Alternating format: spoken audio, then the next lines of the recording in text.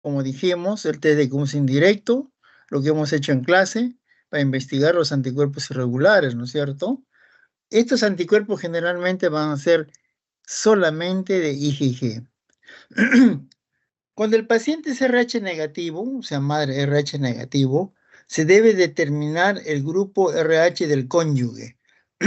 Por ejemplo, si el cónyuge fuera RH negativo igual, no habría incompatibilidad por RH, por el D, que es el más fastidioso. Pero hay que ver si es el mismo O, los dos, ¿no? Si la mamá es O y el nuevo ser, el esposo es grupo A o B, o como AB, lo que dijimos, puede haber ahí enfermedad, ¿no? Si ambos son O positivo, por decirlo, entonces hay que investigar enfermedad hemolítica por otro sistema de grupos sanguíneos, ¿no?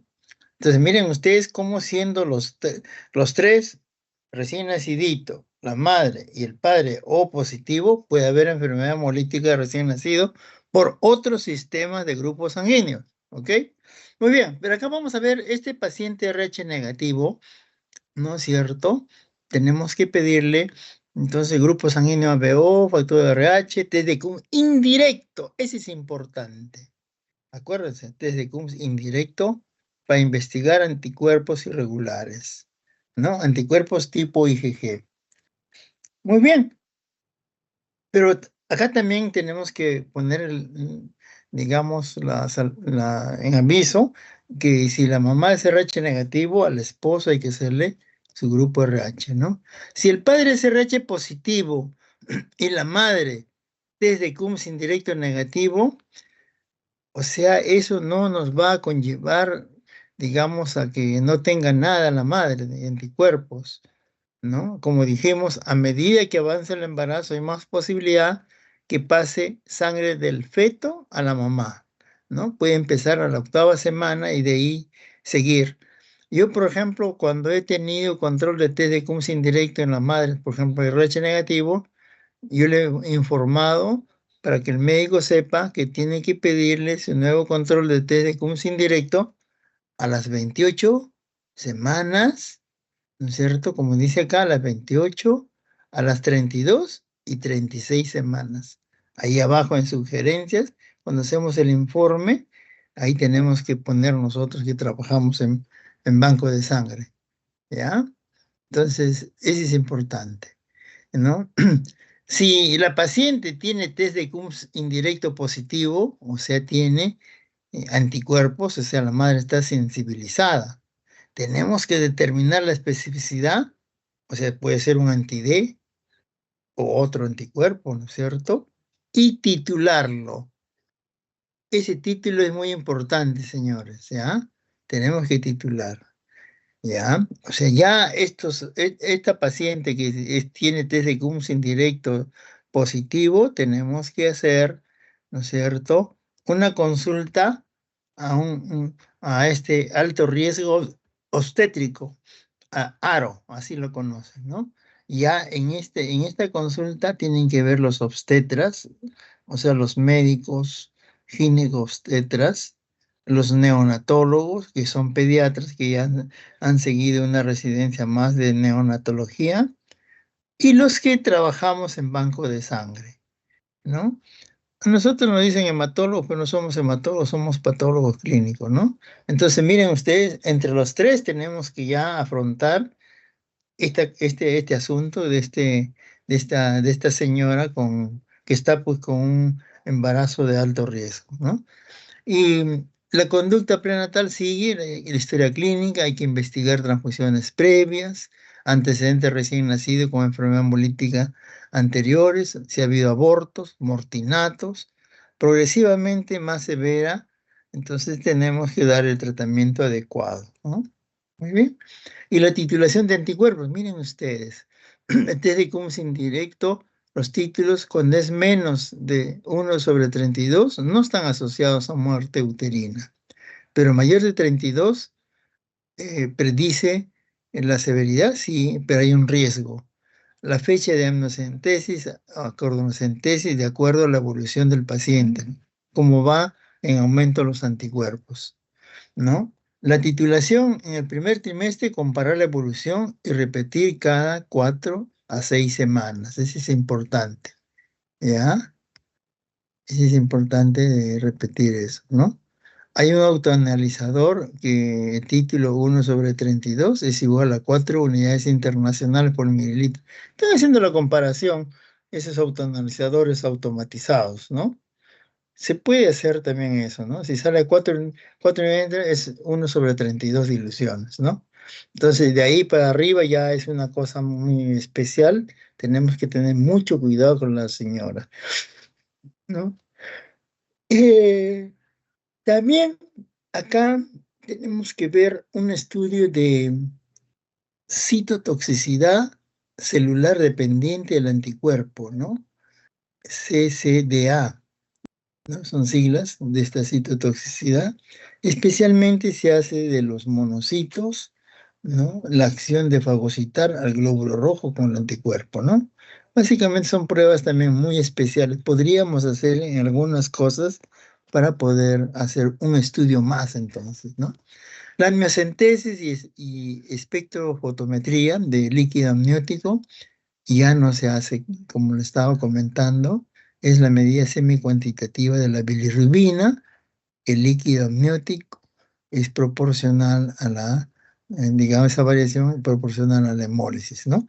Eso se lee en densidad óptica a estas medidas, 350 500 nanómetros, o la densidad 450 mililitros, que puede aumentar y disminuir la bilirrubina.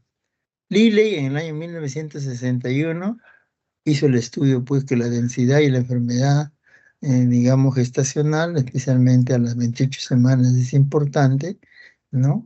Y esto puede dar digamos, una densidad óptica horizontal o ascendente, el feto cuando está con riesgo de morir, como vamos a ver más adelante, ¿no?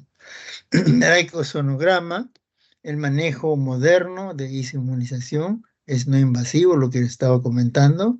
Ya no se debe hacer la amniocentesis, localizar la placenta y vasos fetales, ¿no? Digamos, observar, digamos, esa ubicación anterior, lateral, dónde está la placenta y esos vasos fetales, para darle una mayor seguridad.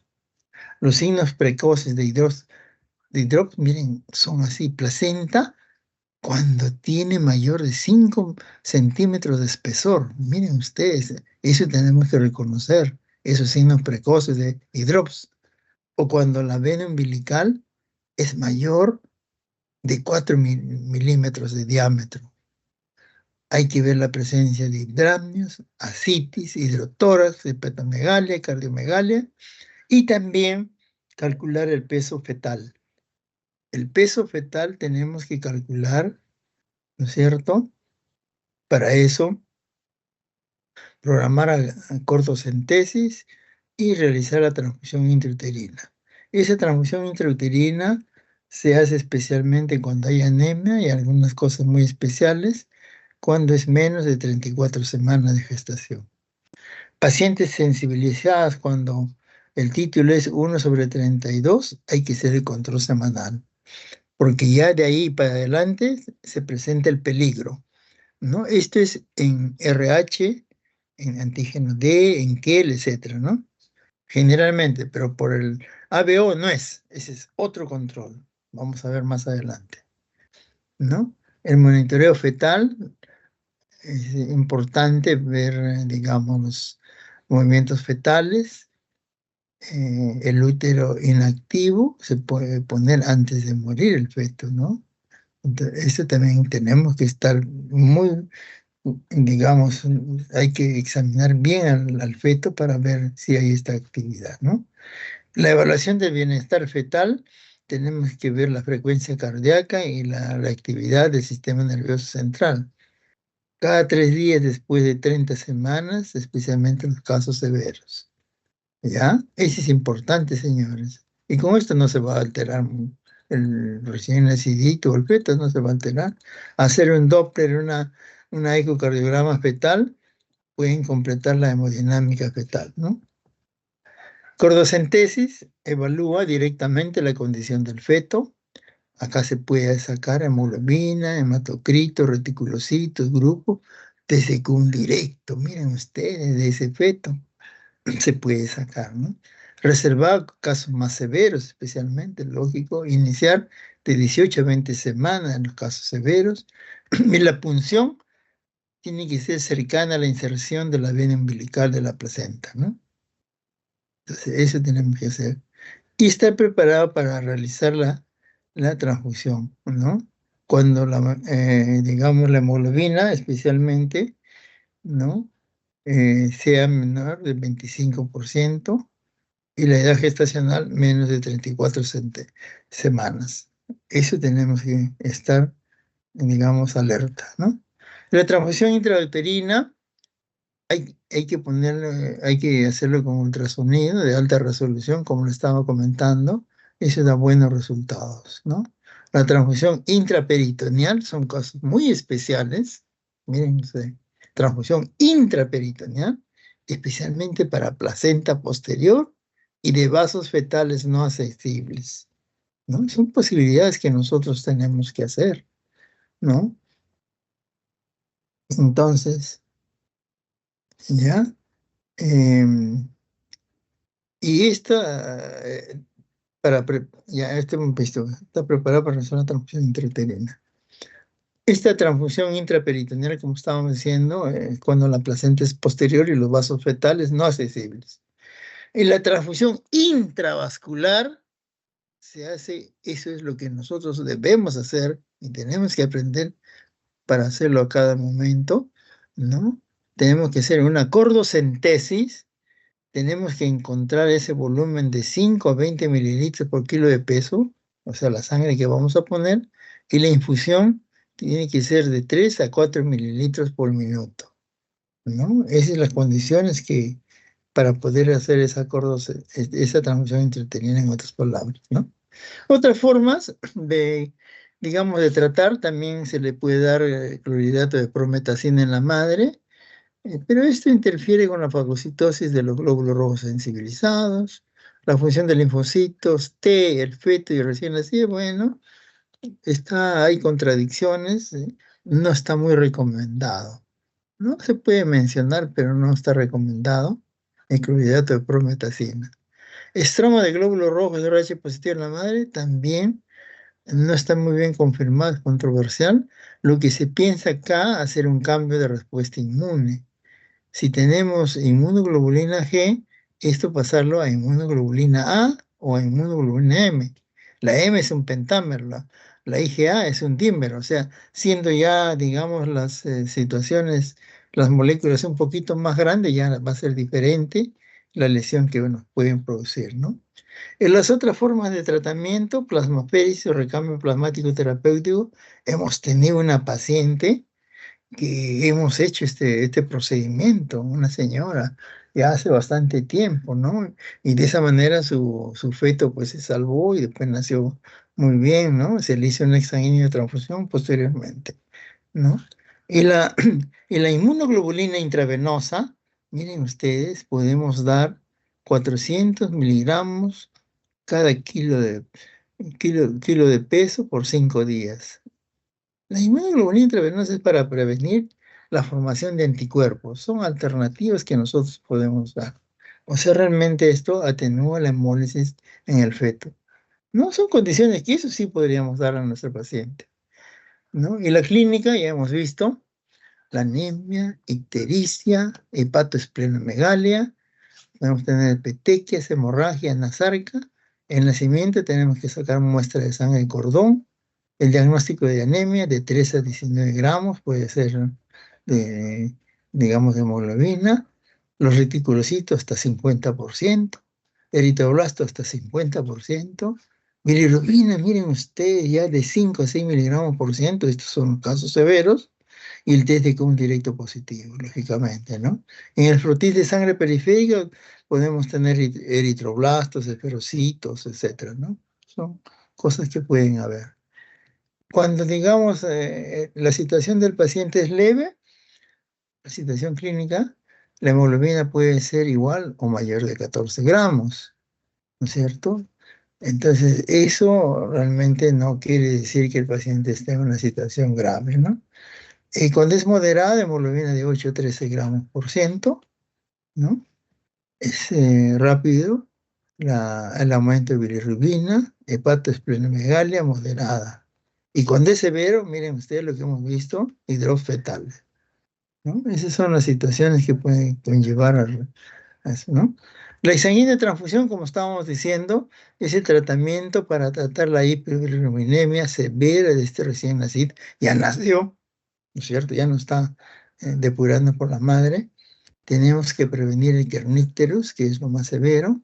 Y los objetivos finales realmente, los objetivos finales es especialmente corregir la anemia, retirar glóbulos rojos sensibilizados, remover, sacar la bilirrubina y eliminar los anticuerpos circulantes. Son los objetivos de la exsanguínea transfusión, señores, ¿no? De todos ellos, lo más importante, lógicamente, como hemos dicho, el exsanguíneo, esos niños van a producir un depósito de bilirrubina y van a producir kernípteros. Entonces, tenemos que evitar eso, especialmente entonces para remover la bilirrubina. Esa es la intención. La exsanguínea, mire, esta es una cosa que no se deben olvidar ustedes, señor. Cuando yo quiero hacer una exsanguínea transfusión, tenemos que tener criterios precoces, ¿no? Bueno, se dice que yo tengo que esperar primero una evidencia de enfermedad hemolítica, lógico. La hemoglobina de cordón cuando nace, si es menos de 14 gramos por ciento, ¿no? Son criterios básicos para exsanguínea transfusión. Bilirrubina mayor de 3 gramos, ya nos está indicando ello.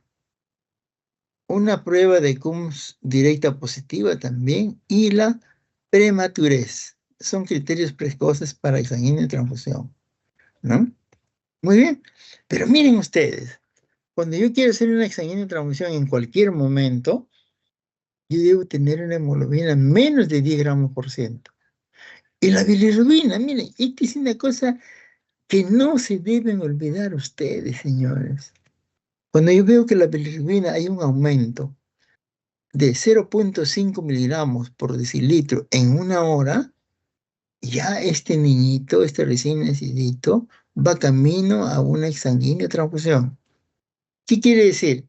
Que, por ejemplo, nació con 1,2 de bilirrubina, 1,2, ¿no? Y a la hora tiene, mira, ve, tiene 1,8, ya es mayor de 0,5. Entonces dice, no, este chiquitín se va para una exsanguínea transfusión y tengo que preparar todo el material. Esa es una cosa que no lo hacen, señores. Yo no sé por qué no lo hacen, ¿no? Hay gente que todavía espera que suba la bilirrubina. ¡No!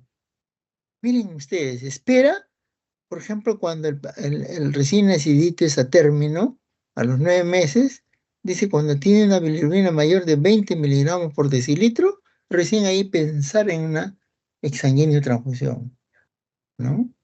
Pero este primero, el primero de 0 puntos, ese es lo más importante que tenemos que tener en cuenta. O también podemos decir cuando es mayor de 16 miligramos por decilitro, cuando es un chiquitín prematuro, ¿no? Entonces, el prematuro tiene que tener menos, digamos, dosaje de bilirrubina para yo pensar en una exsanguínea transfusión. Pero lo más importante es si hay un aumento de 0,5 miligramos en una hora. Eso es lo más importante que yo tengo que tener en cuenta. La fototerapia, la luz, ¿no? Especialmente, ¿no? Tiene su campo en bilirrubina indirecta, o sea, vamos a hacer una oxidación de la bilirrubina no conjugada, ¿no? Especialmente para transformar productos de degradación hidrosoluble, porque de esta manera se va a excretar por el hígado, por el riñón y por el tubo digestivo, ¿no? Esa es la acción de la fototerapia, ¿no? La mayoría de chiquitos lo hacen, ¿no? Indicaciones para la administración de IgG, RH, o sea, lo que llaman vacuna. Por ejemplo, para el anteparto, para el posparto, posaborto, posamiocentesis, que ya no se hace, post-transfusión de hematíes RH positivos a individuos RH negativos. Eso no es tan cierto. Y eso no se debe hacer, ¿no? Ya ustedes pregunten por qué, pues, ¿no? Miren ustedes, lo que llamamos la vacuna, que es la inmunoglobulina RH. ¿Qué cosa es? ¿Es esta? Ahí está, el monómero. ¿Cómo se llama el nombre comerciales? Roga o Resuman, que se vende en las farmacias. Roga o Resuman, ¿no? No sé cuánto costará, ¿no? Pero no está mucho, pues si queremos a nuestro hijo bien, tenemos que hacer un esfuerzo. Entonces, acá, miren, ve, acá tenemos un vaso sanguíneo, ¿no? Un vaso sanguíneo, ¿no? Entonces, nosotros, esto, digamos, la IgG-RH se fija a los hematíes fetales RH positivos, ¿no es cierto? Miren, ve, el anticuerpo, anti-D, se va a fijar acá, ¿no? O sea, cuando yo pongo la vacuna, esta vacuna inmunoglobulina RH, yo inyecto y miren cómo va a llegar. Se supone que esta madre es RH negativo. Acá está sus glóbulos rojos, acá está, miren, ¿ve? RH negativos. Ellos están tranquilitos. Pero estas sangres que han pasado del feto a la madre, mírenme, del feto a la madre ha pasado esto, que no debe estar acá en la madre. ¿Ah? Ellos, con los anticuerpos que tiene la madre que se ha formado, miren ustedes, en este caso ya no son los anticuerpos que ha formado la madre, sino son la inmunoglobulina RH que se le ha puesto, ¿no? Se van a pegar acá a todos esos glóbulos rojos RH positivos, se van a pegar. Al pegarse estos, mediante el sistema mononuclear fagocítico, van a ser digeridos. Al digerirse, se lo van a comer y van a desaparecer entonces. Entonces se van a quedar solamente con RH negativos. O sea, como estas sangres no deben haber aquí, aquí en la madre, la vacuna que se va a formar va a hacer esta acción, luego van a ser retirados por el sistema mononuclear fagocítico. O sea, es como si no hubiera entrado sangre RH positiva. ¿Ya? Ese es cómo actúa la vacuna, que llaman ustedes normalmente. Correlación entre discrepancias serológicas y condiciones. Nosotros ya hemos dicho, hemos hablado, ¿no? Que durante el embarazo, por ejemplo, va a haber supresión del antígeno Lewis. Nosotros dijimos que el antígeno Lewis no forma parte de la estructura del glóbulo rojo. Son pegados, son absorbidos al glóbulo rojo. Entonces fácilmente se pueden despegar, ¿no? O también tenemos que tener mucho cuidado con los anticuerpos anti-HLA, ¿no? Eso en los embarazos, en las politransfusiones, digamos, no va a ser tan cierto que existan esos anticuerpos, ¿no? Y la ausencia de anticuerpos ABO podemos tener en recién naciditos, todavía no se han formado, pues, los inmunosuprimidos, ¿no? O sea, pacientes que reciben quimioterapia, por ejemplo. Y también pensar en los haloanticuerpos que ya estamos cansados de hablarlos, ¿no? Estos haloanticuerpos se van a formar, como dijimos, por embarazos y transfusiones, nuevamente. ¿Ok? Y miren acá para ver la subclase de IgG. ¿No? Acá tenemos las clases 1, 2, 3, 4. Activa el complemento, la IG4 generalmente no. Fijación a los monocitos, generalmente la 2 ni la 4. Fijación a neutrófilos, todos, todos van a fijar. Atraviesan la placenta, todos, porque son IgG. Vida media de cada uno, ¿no es cierto?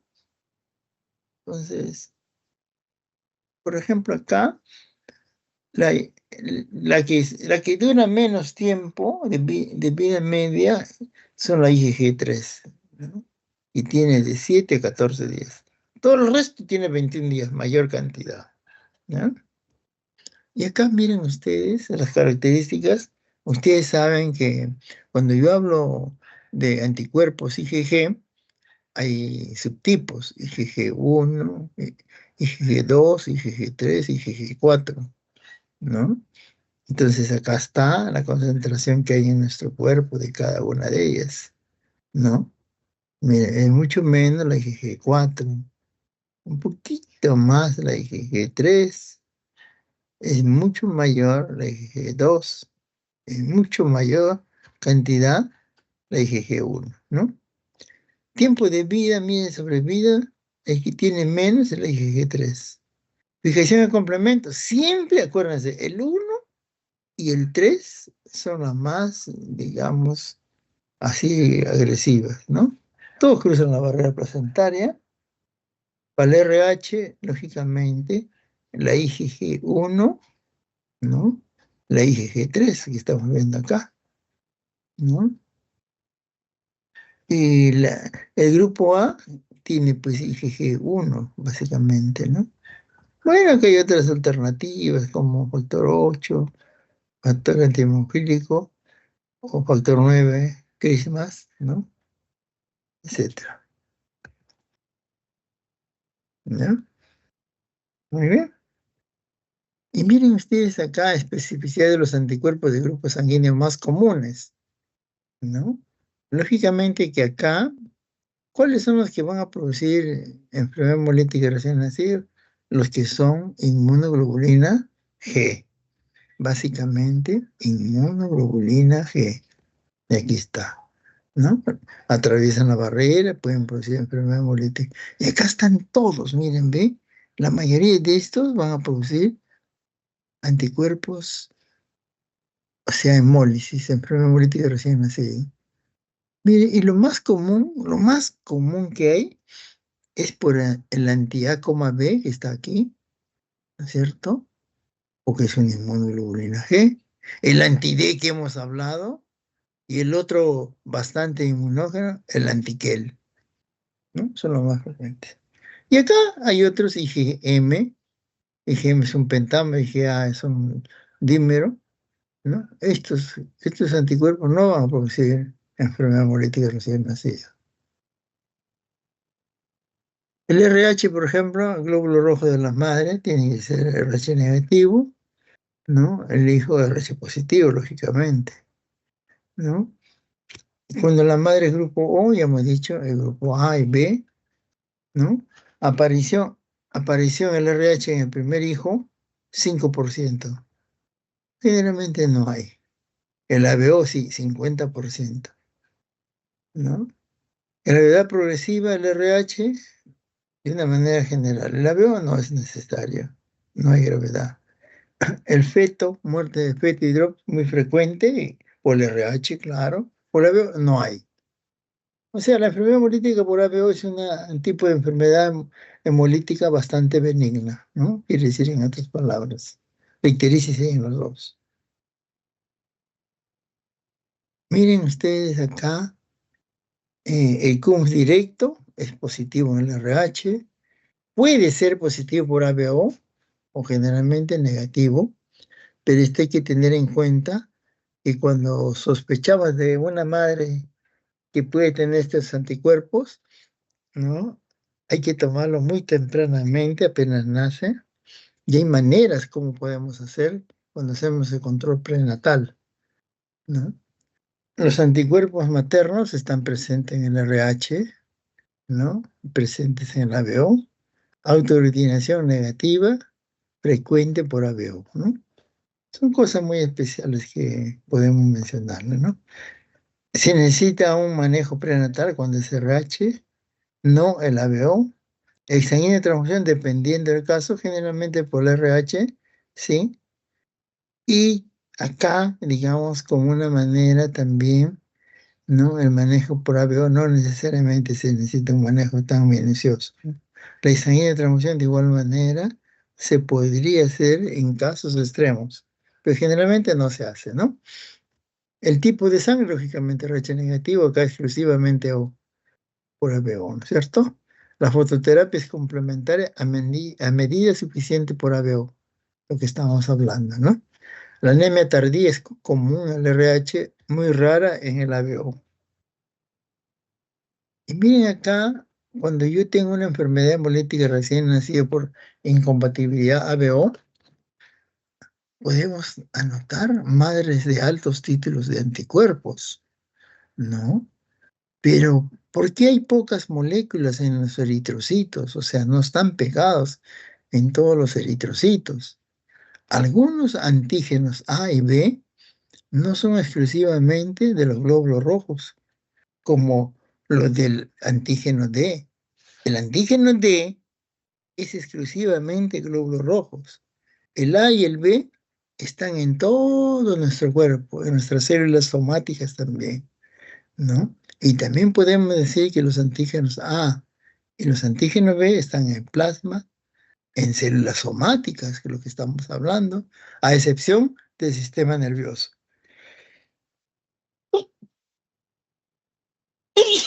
Podemos decir entonces, ¿no?, que hay un mecanismo de protección para el niño por esta causa, ¿no? Por esta manera de nuestro cuerpo. Si hay pocas moléculas como pueden provocar un cuadro clínico severo, podemos tener altos anticuerpos de clase IgG2, el test de Kuhn directo positivo, y no hay un proceso hemolítico evidente. Esto especialmente por la que la IgG2 es una IgG bastante benigna, digámoslo así, ¿no? Es tranquila, por decirlo. Pero podemos tener, miren, a pesar que hay altos títulos, ¿no? No van a producir un proceso hemolítico evidente. Pero por otro lado, miren ustedes, bajos anticuerpos que predominan la IgG1, el IgG3, que son los más malos, bajos anticuerpos de ellos, a pesar que son bajos, pues son malos. Tienen el COM directo moderadamente positivo o negativo, pero pueden hacer un proceso hemolítico moderado o severo. ¿Por qué? Porque la IgG1 y IgG3 son las más malas. Y nada más, creo que nada más.